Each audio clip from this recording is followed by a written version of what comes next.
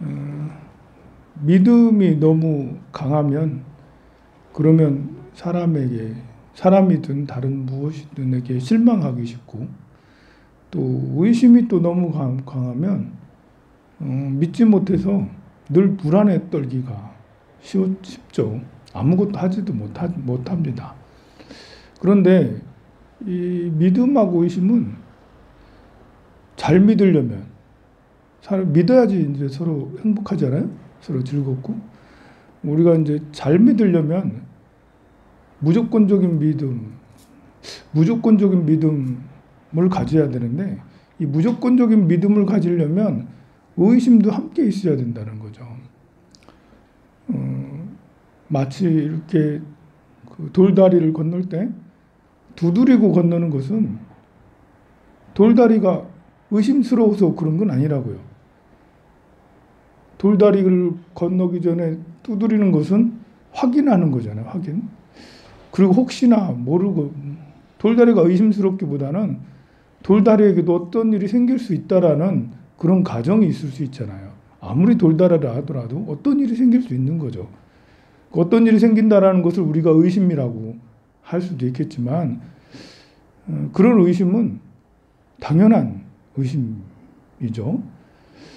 사람에게도 마찬가지죠. 형제 사이가 안 좋은 경우 정말 많아요, 보면. 그것은 믿음이 너무 강해서 그런 거예요. 믿음과 기대가 크니까요. 우리가 피를 나눈 형제인데 밥을 서로 같이 나눠 먹어야 되는 거 아니야? 너만 부자고 우리는 가난해? 이러면 이제 너만 돈 많이 내고 나는 덜 내고 이렇게 뭐 나는 계속 더 내는데 너는 왜 안 내? 뭐 그런 거 있잖아요.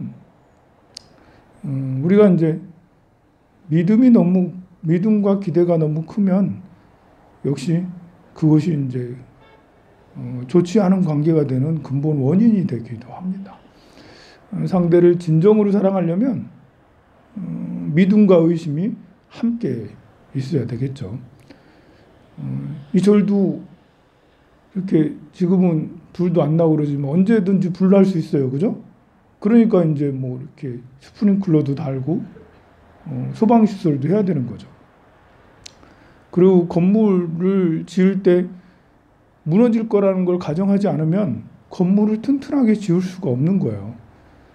그러니까 모든 튼튼한 거에는 세고 훌륭하고 강한 거는 진짜 강한 거는 함께 그 안에 의심과 불안이 함께 있어야 되는 거죠.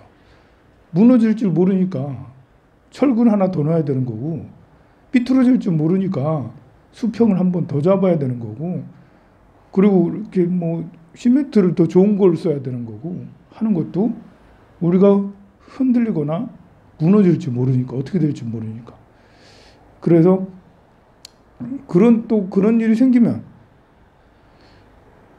뭐 무너지거나 아니면 불이 나거나 이런 일이 생겼을 때도 그렇게 되면 당연한 것이 되는 거예요.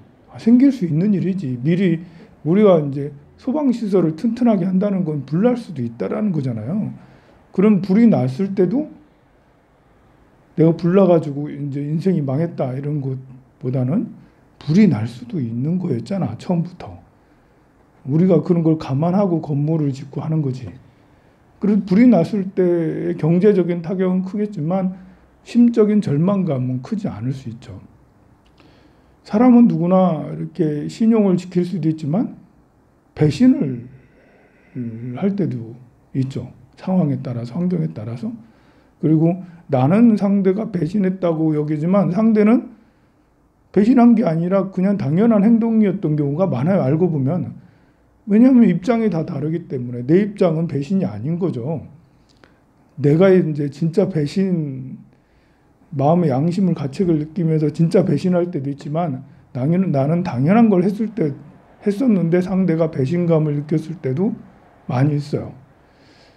그것은 누구의 책임인가? 배신을 한 것처럼 보이는 사람의 책임인가? 배신을 느끼는 사람의 책임인가? 뭐 사실은 모두의 책임인데요. 사람은 누구나 변할 수 있다라고 변할 수 있다라는 걸 가정하면 내가 저 사람이 변했다라고 느꼈을 때 마음은 좀 쓰리고 힘들지만 당연한 거구나 라면서 받아들일 수가 있죠. 그리고 뭐 이렇게 사람이 죽었을 때도 마찬가지예요. 내가 죽음이라는 걸 한 번도 생각하지 않았어. 나는 그냥 계속 살 거야. 아이가 50이 되든 60이 되든 나는 계속 살 거야. 그런데 50대 52살에 병원 갔더니 당신은 한 달밖에 안 남았어요. 이러면 너무나 충격이 큰 거죠. 나는 32살부터 나는 내일 죽을 수 있지 라는 생각을 늘 해온 사람이라면 52살에 병원 가서 당신은 한 달밖에 안 남았어요 라는 말을 들어도 물론 충격적이지만 그래도 받아들일 수 있는 것이죠. 언제든 난 죽을 수 있다라는 그런 생각을 한다면 삶은 죽음을 전제로 있으니까요. 그리고 염라대왕한테 진짜로 죽어가지고 염라대왕에게 갈 때도 염라대왕 앞에 가는 건 당연한 거지. 그리고 다음 생에 다른 생을 받는 것도 당연한 거지. 라고 그렇게 생각을 하고 있다면 그러면 가는 길이 굉장히 편해지죠. 근데 그런 것을 모르고 안 하고 나는 절대 어디를 갈 수 없어. 내가 살던 이 고향을 냅두고 내가 살던 울산을 냅두고 내가 같이 있던 가족이나 누구를 냅두고 어떻게 내가 떠날 수 있어?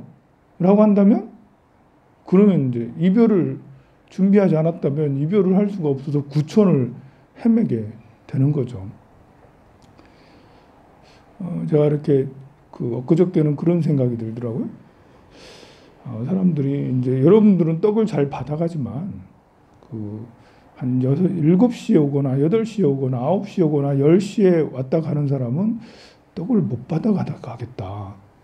떡이 그 공양가 안에밖에 아내하고 부처님 앞에밖에 없잖아. 부처님 앞에 있는 거를 이렇게 들고 갈 수는 없잖아. 저는 할 수 있어요. 저는 절에 오래 살다 보니까 절귀신이 돼가지고 저거 맛있는 거다 싶으면 이렇게 내가 할 수 있는데 여러분들은 불제자니까 부처님 앞에 올린 걸 절대 손을 못 대잖아요. 그렇다고 뭐 사람도 별로 없는데 사람도 있어도 잘 모르는 사람들인데 여기 북카페를 뚫고 저까지 들어가가지고 떡을 하나 들고 이것도 떡 하나 가지고 목숨 거는 것도 아니고 있어도 되고 없어도 되는 건데 그렇게 해서 거기까지는 안 간다고. 그래서 드는 생각이 이렇게 그 사람들에게 우리가 이제 급식 받으러 오는 분도 소중하지만 우리 절에 법당에 왔다 간 사람도 중요하잖아요. 그래서 드는 생각이 요 앞에다가 1층하고 2층 내려오는 거기 이제 광고판 밑에다가 떡을 한 판을 놓으면 자유롭게 그냥 왔다 가는 사람도 하나씩 들고 갈 수 있겠구나. 그래서 갖다 이제 놓기 시작했어요. 그랬더니 떡이 정말 잘 팔리는 거 있죠. 정말 잘 가져가. 이렇게 조금 지나가서 보면 또 없고 야 그동안 왔다 간 사람은 많은데 떡을 못 받았구나.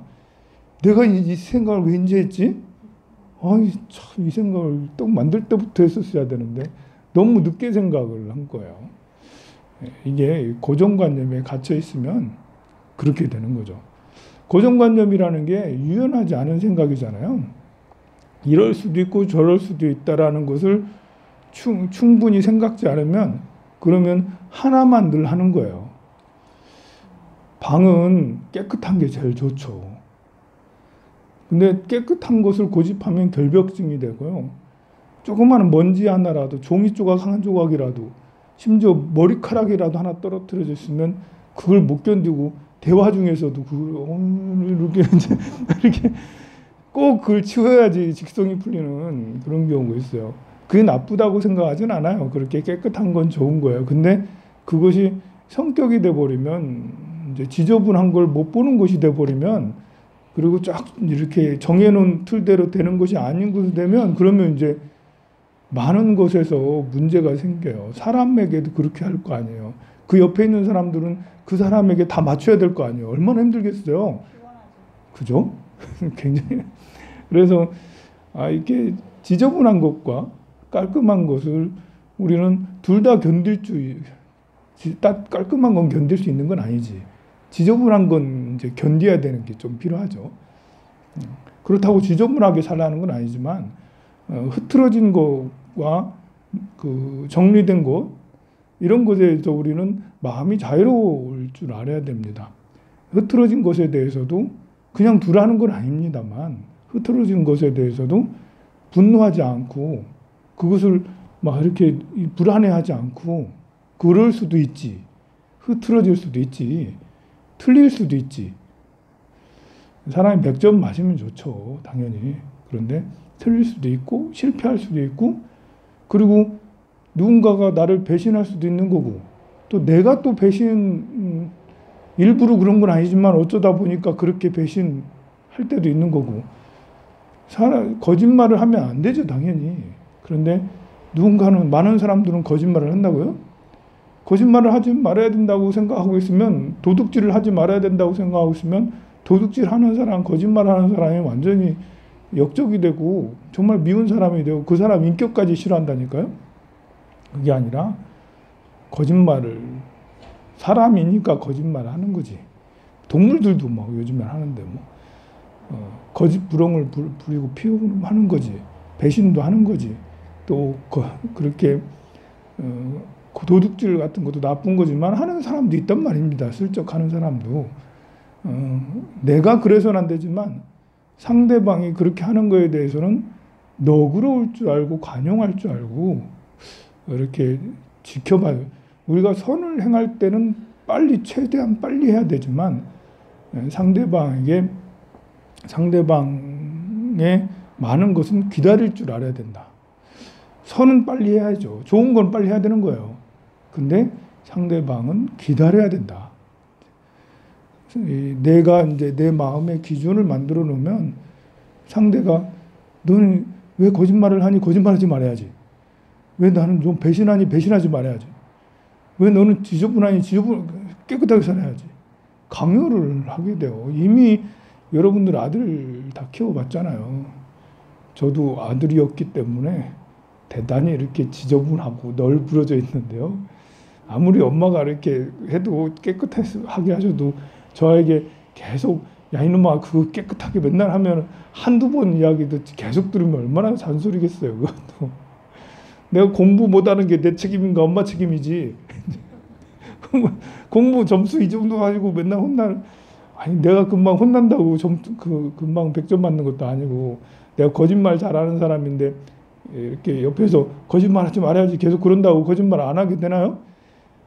내가 배신 잘하는 사람인데 자꾸 또 그렇게 살면 안 되지 한다고 내가 금방 변해지나요? 금방 안 변해지잖아요. 오히려 성질만 더 꾸고 관계만 더 나빠져서 더 이렇게 변해지지 않게 되기가 쉬우니까 좋은 일을 하는 거는 빨리 기도를 하거나 뭐 공덕을 짓거나 봉사를 하는 것은 주저없이 방에서 뒹굴하지 말고 빨리 나가서 그걸 내야지. 빨리 뭐 이렇게 보시할 건 빨리 어디에 보낼 돈은 빨리 보내야지. 뭐 이런 거 있잖아요. 그렇지만 사람에 대해서는 내가 이렇게 마음을 쓸어내리면서 언젠가는 나아지겠지. 부처님이셔. 제발 그 사람이 정직하게 우리 아들이 뭐 취업이 잘 되게 우리 아들이 뭐 어떻게 되게 정직하게 행복하게 뭐 이렇게 이제 하는 것은 기다림이 좀 필요한 것 같습니다. 믿음과 의심은 같은 거예요. 같다고 여기고 이렇게 하면 굉장히 유연해서 생활 속에서도 그렇잖아요. 이렇게 틀에 박히지 않고 여러분들한테 떡 하나를 더 줄 수 있고 사람은 누구나 내 것을 더 챙기기 마련인데 내가 챙기면 안 되지. 자꾸 주려고 노력해야지.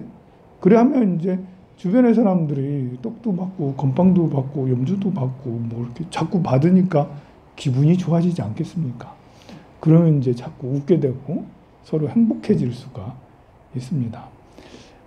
우리 가장 강한 철은 순수 그 철분이 들어간 게 아니라 합금이라고 그러죠. 철과 함께 다른 여러 가지가 섞여야지 가장 강한 것이 될 수가 있는 거예요. 믿음은 굉장히 좋은 거지만 훌륭한 믿음이 되려면 반드시 의심이 함께 있어야지 됩니다. 여러분들 나에 대한 원칙은 철저해야 되지만 타인에 대해서는 뭐 이런 들었더리 저런 들었더리 그냥 지켜봐 주는 것도 좋을 것 같습니다. 성불하세요.